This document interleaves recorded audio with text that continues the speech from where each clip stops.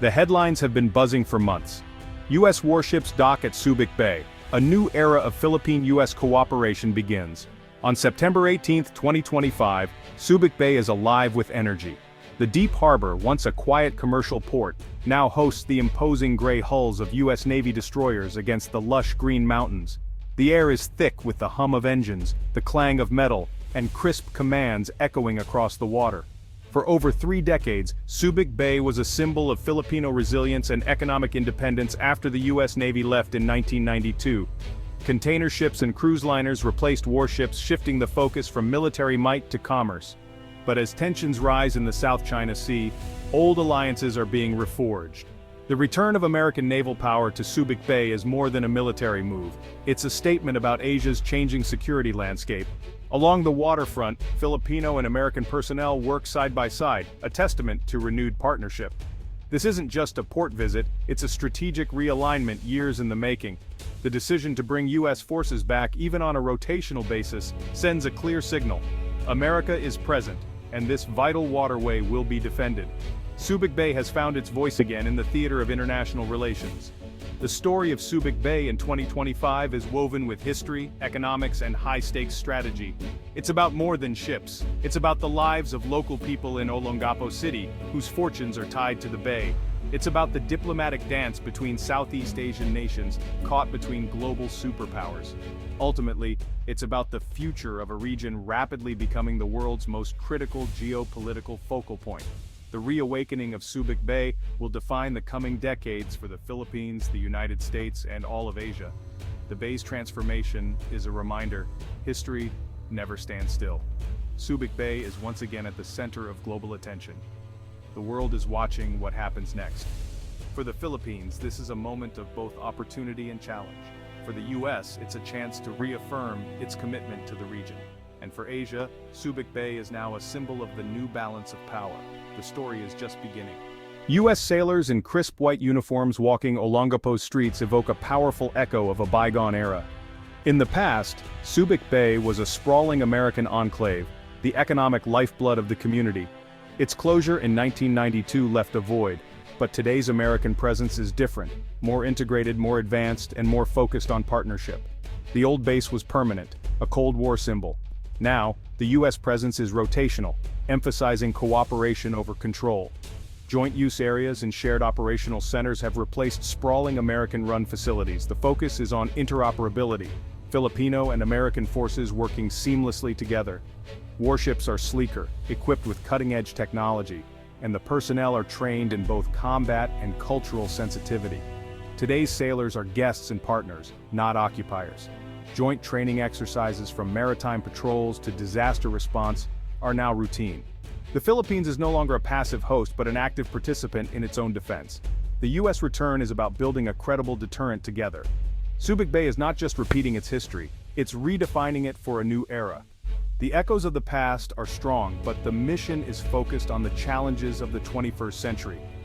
This is a partnership built on shared responsibility. The future of Subic Bay is being written by both nations, together. Subic Bay's transformation is about more than ships, it's about infrastructure and technology.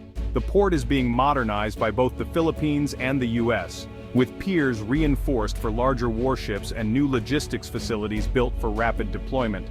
A state-of-the-art command center now links the Philippine Navy with the U.S. Pacific Fleet, enabling real-time sharing of satellite and surveillance data. This integration means joint forces can respond instantly to threats in the West Philippine Sea. Joint activities are now routine, from Navy SEALs training Filipino counterparts to logistics experts streamlining ship repairs. These day-to-day collaborations build trust and true interoperability. Subic Bay is also a hub for humanitarian efforts, with upgraded facilities enabling rapid disaster response.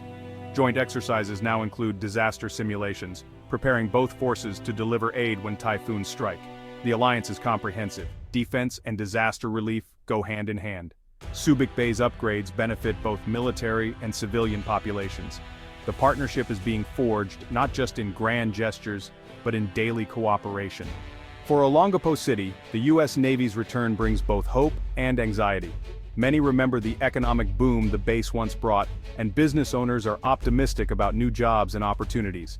But memories of social problems, Crime, exploitation, and abandoned children linger. Community leaders demand safeguards to prevent repeating the past's mistakes. There's also concern about security. Some fear the Philippines could be drawn into a US-China conflict. Activists argue the arrangement risks Philippine sovereignty, making the country a pawn in a larger game. These debates play out in coffee shops and local meetings, as the community weighs economic revival against social and security risks.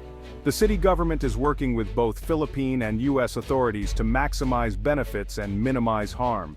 The success of this new chapter depends on listening to local voices. Olongapo's resilience will be tested as it adapts to a changed reality. The people want prosperity, but not at any cost.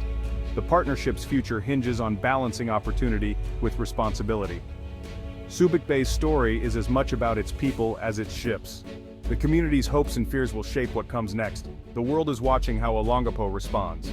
Subic Bay's story stretches back centuries. Once a sheltered harbor for local fishermen, its strategic value was first recognized by the Spanish in the late 1800s. The Americans took over after 1898, transforming it into a massive naval base and a cornerstone of US power in the Pacific. Subic played a critical role in World War II, the Korean War, and the Vietnam War. In 1992, the US left, and the Philippines turned the base into a thriving free-port zone, a model for economic conversion. But shifting geopolitics have called Subic Bay back to the strategic stage. Its history is a cycle of transformation, shaped by the tides of power. Today, Subic is once again a focal point in Asia's story. The bay's legacy is still being written. The US return to Subic Bay is governed by the Enhanced Defense Cooperation Agreement, or EDCA. Signed in 2014, EDCA allows for a rotational US presence and prepositioning of defense assets, but no permanent bases. All sites remain under Philippine ownership and command. The US is a guest, not a landlord. Any improvements made by the US become Philippine property. EDCA faced legal challenges but was upheld by the Philippine Supreme Court in 2016. The activation of Subic Bay as an EDCA site in 2025 realizes the agreement's potential. EDCA is the legal engine driving Subic Bay's return to strategic prominence. The main driver behind the renewed alliance is clear China. Beijing's aggressive claims and militarization in the South China Sea threaten Philippine sovereignty and regional stability.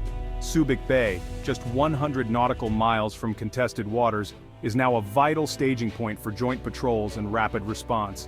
The US-Philippine partnership is part of a broader network of Indo-Pacific alliances, creating a united front for a free and open region. After failed diplomatic overtures to China, the Philippines recommitted to its US alliance. The return to Subic Bay is the most visible result of this strategic recalculation. The stakes for regional security have never been higher. China has condemned the renewed US-Philippine alliance, calling it a provocation and relic of Cold War thinking. On the water, China has increased its Coast Guard and militia presence, using gray zone tactics to test the alliance's resolve. The US presence at Subic Bay sends ripples across Southeast Asia. For countries like Vietnam and Malaysia, it's a welcome sign of American commitment. Others, like Cambodia and Laos, worry about being caught in a great power rivalry. ASEAN remains divided, struggling to maintain unity as tensions rise. Subic Bay's rebirth forces every nation in the region to reassess its position. Subic Bay's rebirth is more than a military story, it's a pivotal moment for the Philippines, the US, and the Indo-Pacific. For the Philippines, it's a bold step to secure its interest and assert sovereignty. For the US, it's a cornerstone of its Asia strategy, projecting power through partnership, not occupation. Subic Bay is now a symbol of Filipino resolve and American commitment. The partnership offers a counter-narrative to Chinese dominance and hope for smaller nations. Subic's calm waters reflect not occupation, but a partnership built on mutual respect. The future of Asian security may be charted from these shores. Subic Bay's story of renewal and resilience is just beginning.